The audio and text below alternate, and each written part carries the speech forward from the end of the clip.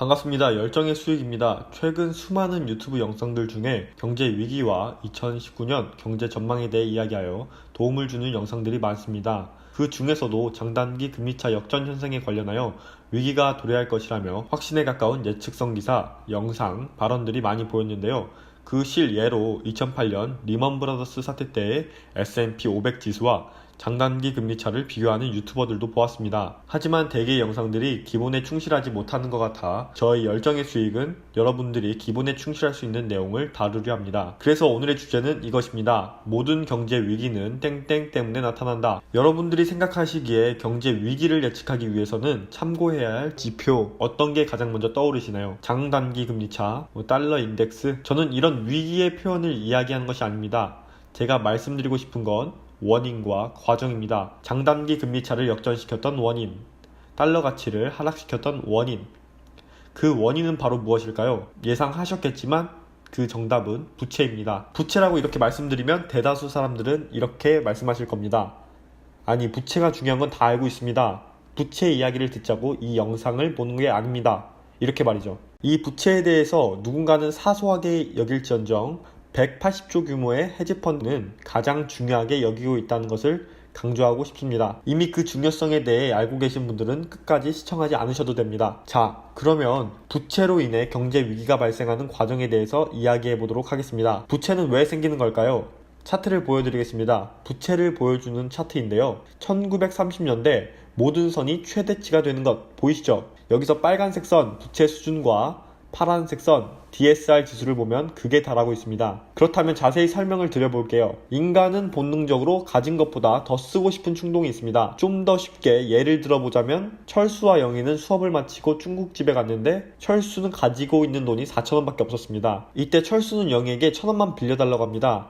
다음에 더 줄게 하면서 말이죠. 비유였지만 자동차 대출, 부동산 대출 또한 고객과 은행의 관계가 철수와 영희의 관계처럼 같은 모습을 보입니다. 더 나아가서 국가와 국가 간에도 적용됩니다. 내가 달러를 빌려줄 테니 이자를 쳐서 천천히 갚아, 이렇게 말이죠. 모든 대출은 처음에는 사회 경제의 성장을 이끕니다. 초기에는 신용을 통해 돈을 빌리니 지출이 당연히 늘어나고 지출이 늘어나니 생산성도 높아지고 이것이 경제 성장을 이끄는 힘이 돼서 대다수 사람들은 순자산이 증가하게 됩니다. 이렇게 순자산이 증가하다 보니 대출자들의 대출 능력이 증가하게 되고 더 많은 대출과 소비가 일어납니다. 이 시기에는 주식시장과 부동산 시장이 대호황을 누리게 되고 경제 지표 또한 최고에 달합니다. 이제 사람들은 경제적인 성장이 계속적으로 일어날 것이라고 생각하게 되죠. 그래서 이제는 자신들의 자산을 축적시키기 위해 노력하게 됩니다. 경제적 성장을 이용한 부채 사용이 아니라는 점을 잊은 채 말이죠. 그래서 빛을 내어 투기가 극에 달하는 상태가 되어 이른바 버블이 생기게 됩니다. 이 버블은 사회의 경제가 가지고 있는 생산성보다 부채 부담이 높으면 결국 꺼지게 되어 있습니다. 1930년대 경제 대공황, 1989년 일본 버블 경제 위기, 2008년 리먼 브라더스 사태가 버블로 인해 위기를 맞은 대표적인 사례들이죠. 사람들의 생산력도 떨어지니 신용도가 떨어지고 은행에서는 대출을 쉽게 내어주지 않습니다. 그러다 보니 지출이 줄게 되고 내 지출이 줄으니 다른 이의 소득이 줄게 되어 경기가 급락하게 됩니다. 이 악순환이 계속되니 사람들은 가지고 있는 자산을 매각해서라도 생계를 유지하려고 하죠. 하지만 이 시기에는 현금 보유 욕구가 굉장해집니다.